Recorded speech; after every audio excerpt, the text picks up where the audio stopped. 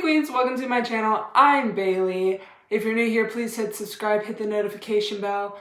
And if you're not new, thank you for coming back. And please don't forget to hit like on this video because it would help grow out a lot, you guys. Come on now, hit it. Today, I am going to be starting a new series. I don't know if anyone else has started this series, so if they have, please let me know. Sorry. And I will link them down below in the description box and give them some credit. But this is something I've been wanting to do for a while because I do have so many eyeshadow palettes. So this series is going to be a throwback series where I basically come on here and create an eye look with a palette that has long ago came and went. And one of those palettes being the infamous Too Faced Life is a Festival palette.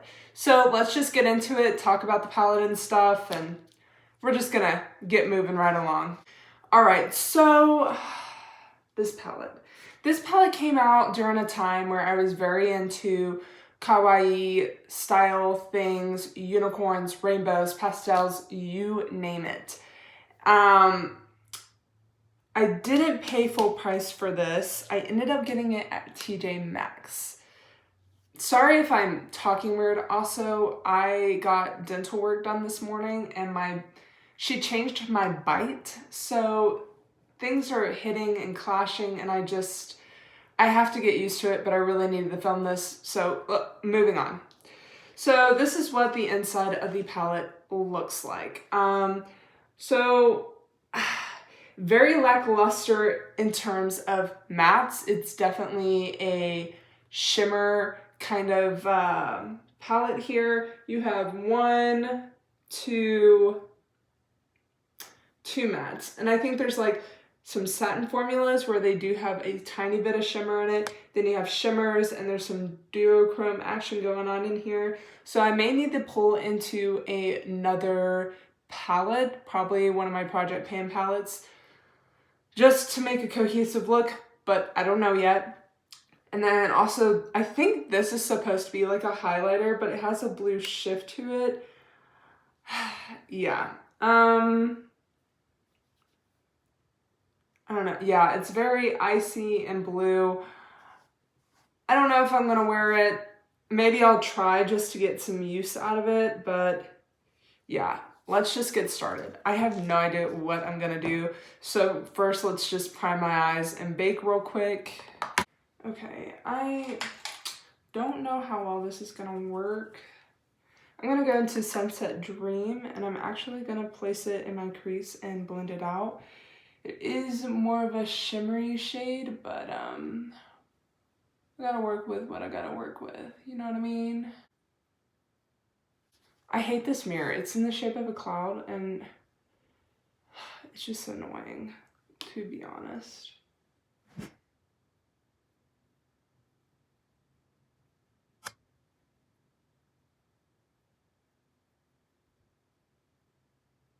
It kind of looks weird in places. I don't know. I don't know how I feel about that. Let's just keep it weird. I don't know why I want to do this, but I want to. I want to take the green shimmer Fireflies and put it all over my lid. Don't ask me why, because I don't know. I just want to do something kind of different color combo wise than what I normally do.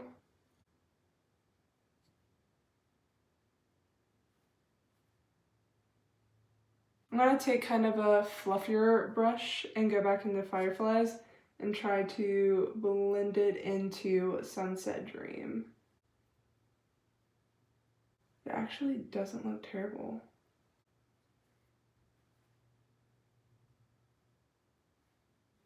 I don't hate it, but like I also just don't love it either.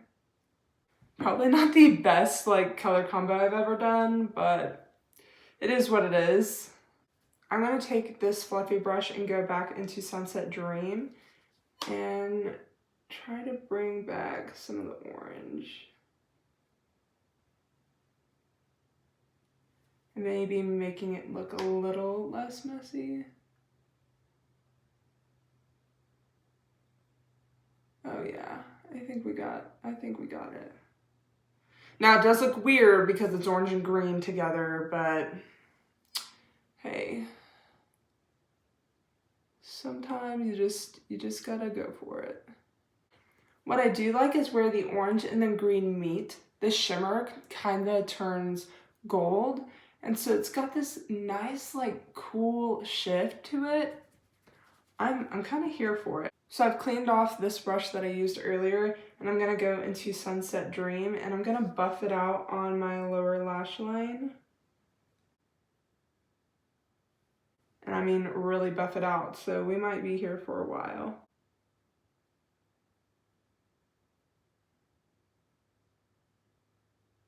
Okay, I'm going to take this really small brush and I'm going to wet it and try to place fireflies on top of Sunset Dream on my lower lash line. We'll see how this goes. I don't know how well it's going to layer on the lower lash line, but it seems to be doing just fine.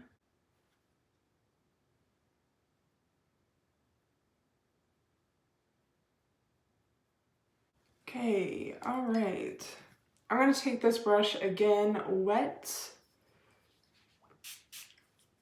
I'm gonna go into Fun in the Sun. It's kind of a duochrome with a green shift to it.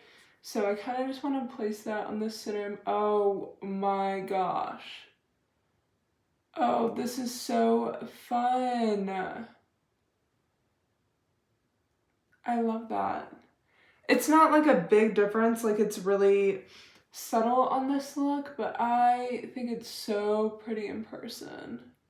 It just kind of brightens the middle of the lid just ever so slightly, but it's just enough to like really take the look there.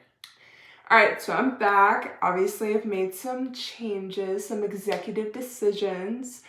I did white winged liner with a white waterline here, mascara, obviously, and then I went ahead and did lips. And I'm gonna do highlight real quick, but I'm gonna use a shade out of the eyeshadow palette, and that's why I wanted to come back not fully done. So I'm just gonna spray my face real quick, because I like my highlight to pop. And I'm not gonna go into the blue one. I'm actually gonna go into this Beaming shade because it looks so pretty.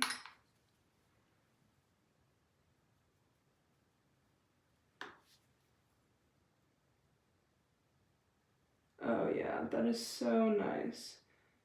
You know, it's crazy. This reminds me of the Anastasia Iced Out highlighter. This is not what I expected it to be. I thought it was gonna be whiter, but whatever. I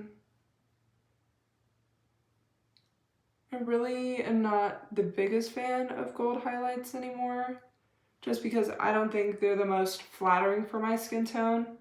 At first I was like, ooh, this is so blinding, but now I'm just like, this is gold. It's okay though. Wow, that nose highlight, she's here. She is here. I don't know. I think it goes with this look though. If only I could just, okay, well. I think it goes with the look just fine. I don't think I will ever use it as a highlight again. Let's put some on my forehead. Just a little to make everything look a little cohesive.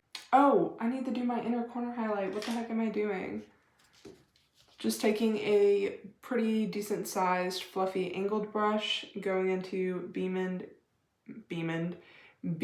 yet again, and just stamping this in my inner corner.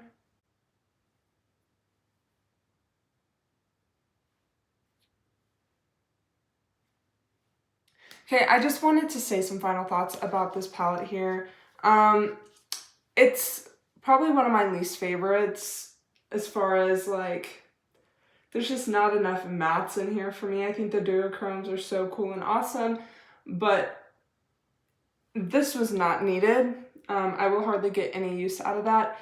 I should have never bought this palette to begin with, because I don't even support Too Faced. One, I think they don't have good enough formula for their prices. Also, I feel like their audience is very young, yet their collections are very suggestive, sexually suggestive, and I don't like that. I'm sorry, but I have a niece and a nephew, and I don't want them to ever come up here and come into my office and be like, oh, what is this lipstick? Well, that's Lady Balls. I don't ever want to say that. I don't want to tell them, oh, this mascara is better than sex. I just don't like that. And that's another reason why I've steered away from a lot of other brands, because their names are just too, it makes me uncomfortable. Almost. Like, there are some that, like, I'm like, okay, like, that can slide-ish. But Anyways, so I don't really support this brand anymore. I think this is the only product I have by Too Faced. So there's that. So I just hope to get some more use out of this as time goes by. If I don't use this anymore after today, I'll probably declutter it at the end of the year. Sorry, I'm struggling to talk with this tooth. I hope you guys enjoyed this video. I hope you enjoyed this idea of me going back to palettes that are a little bit more older and talking about them, readdressing them. If you still use this palette, please let me know, because I'd be curious to know if people still use this or not. That's it for this video. Thank you guys so much for watching. Don't forget to hit that like button, the subscribe button, and that notification bell, because it would help a girl out a lot. And y'all have a good one now. Bye-bye.